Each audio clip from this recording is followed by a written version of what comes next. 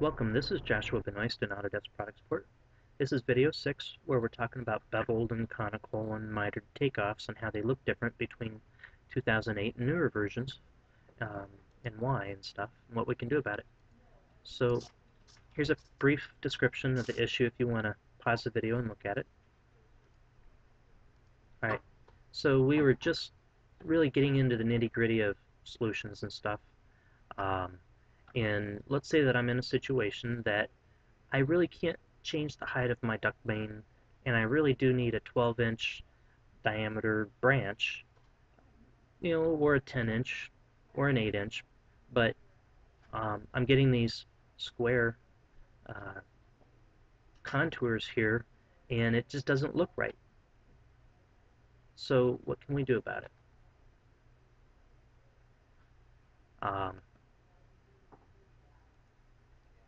I think part of our problem statement is that, we've got rectangular or round main, it doesn't matter, and we need a round branch of a given diameter, and that diameter is pretty close to the height or diameter of my duct main. So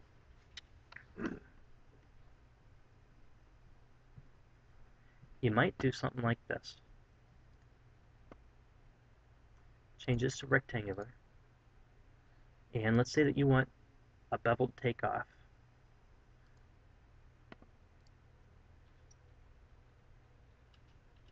Make sure that you size this for the right flow.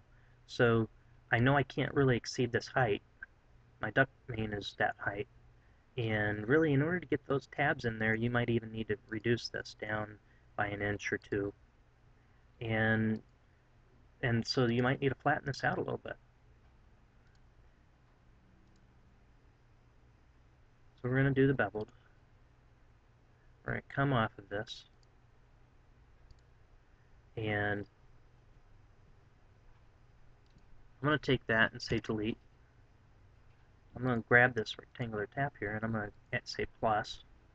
I'm going to change this to say round. And it's going to say, hey, I want to put a transition in here. And what angle do you want? So I'm going to find one here that's around a 45-degree angle. And change this back to 12-inch. Of course, it's going to ask me this again.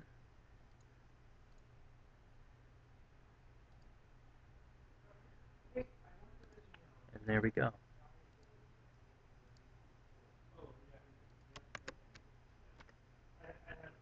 So that's one way to handle the situation.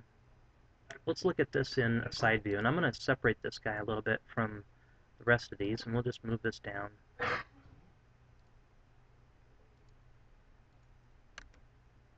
And I'm going to move my label down a little bit too. And just to be able to view this one guy, we can right-click on this and go to the Object Viewer. And I can come here and say, I want to see this from this side. Of course, I don't want conceptual. I want it to stay wireframe.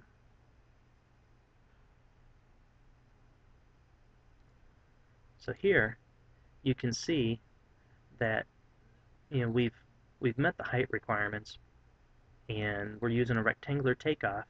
We just use a real short transition to a round fit piece there, and we're accommodating those tabs needed to make the connection.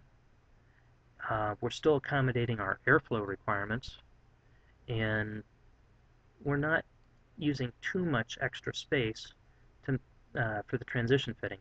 Of course, every fitting you add is a little extra cost, but your design is going to be correct or more accurate. Some people will say, well, there are pieces where it goes from the rectangular to the round all in one. It's kind of a transition takeoff fitting, and for that fitting we're going to need to make it in Content Builder. I'll show you how. Some people don't like this rectangular takeoff. You could go with something closer to round, like an oval takeoff, and then transition to round. So let's look at that real quick.